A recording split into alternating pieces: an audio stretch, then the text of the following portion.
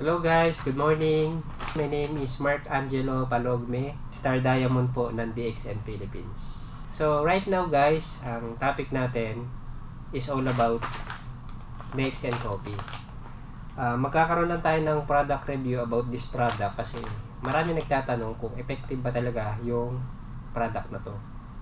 Una guys, doon sa mga natatakot gumamit ng coffee kasi sila ay acidic at natatakot sila sa caffeine, don't worry, our product is natural. So, safe na safe siya gamitin. At isang bagay na pinagmamalaki ko kung bakit hindi kayo dapat matakot gumamit ng kape, simply because, ang nag-research po nung kape na to is, hindi po siya negosyante lang na may pera. So, siya po ay isang doktor at hindi pangkaraniwang doktor. Doktor po siya ng buong tao. So dahil mahal yung Ganoderma at maraming tao mahilig sa kape, nilagay niya sa coffee yung Ganoderma para at least habang nagkakape tayo, lumulusog po tayo. So bago ko i-share at ikwento yung mga benefits nito, ikwento ko yung narinig ko sa forum na ginawa ni Dr. Lim na merong isang DXN member. So, na-diagnose po siya na meron siyang tumor. So, nung nalaman niya may tumor siya, ang ginawa niya, every time na na-stress siya, uminom siya ng DXN coffee. Ngayon, hanggang sa dumating sa point na lagi siyang na-stress, kape lang siya ng kape.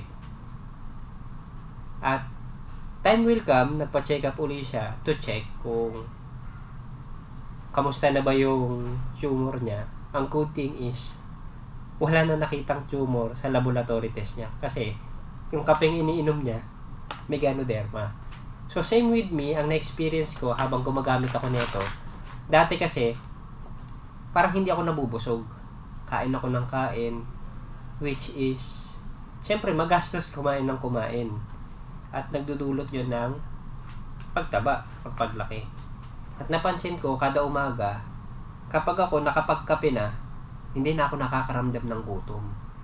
So, dahil ito ay may Ganoderma, so it serve as food, sa liquid form nga lang kapag tinimpla mo, kaya pakaramdam natin, busog na tayo.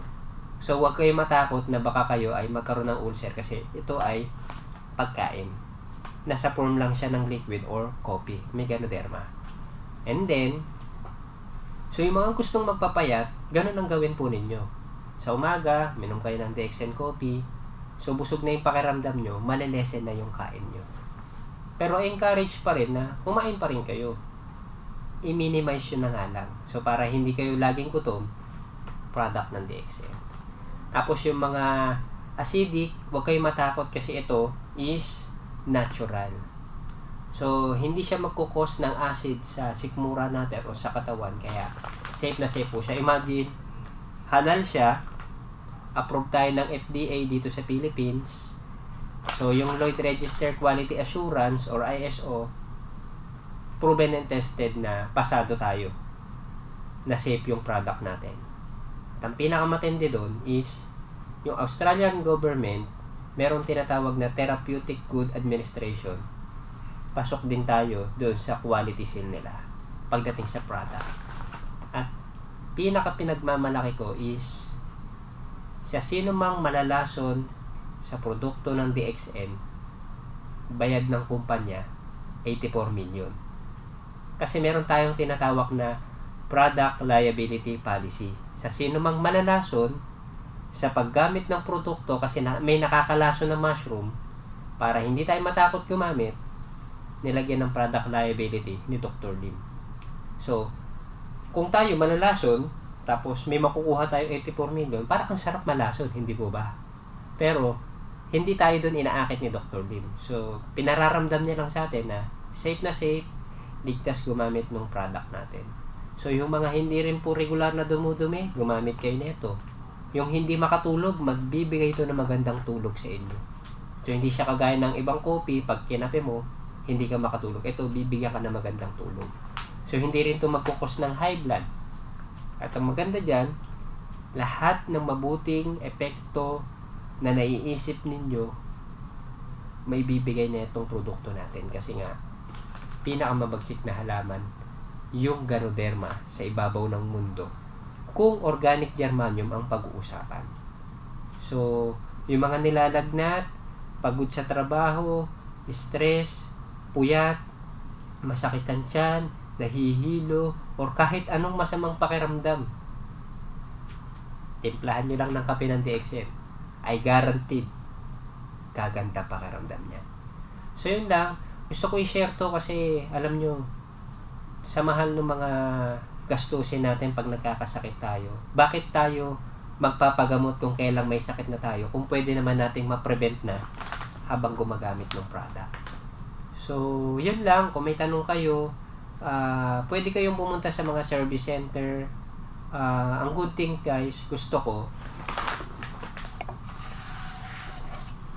total, regular consumer na rin naman kayo, magpa-ID na kayo. Alam nyo kung bakit? Like for example, itong coffee na to is, alam nyo ba, pag binili nyo to is,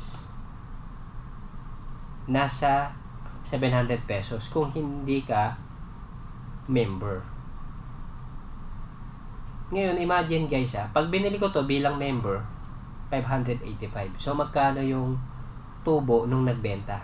115. So, yun yung suggested retail price ni Dr. Lim. So, legal yun guys na meron kaming retail profit sa pagbebenta. Pero kung ikaw yung bebentahan, imaginein mo sabihin na lang natin, makasampung bag ka sa loob ng isang buwan kasi malakas ka magkape. So, yung 115 na tinutubo nung pinagbibilhan mo, times 10, 1,150. Eh kung nagpa-member ka na lang, discounted pa lahat ng bibili mong produkto, magkano lang naman ang membership fee? 580 pesos. Pag-aralan mo yung business para yung naging gastos mo, magkikita. So, I encourage na gawin itong negosyo at the same time, ito ang magiging daan para maabot nyo yung pangarap nyo. Itong ID na to, pinagmamalaki ko to kasi ito yung nagbigay sa akin ng kumpiyansa sa sarili ko na importante ako kasi ang kumpanya ko is international.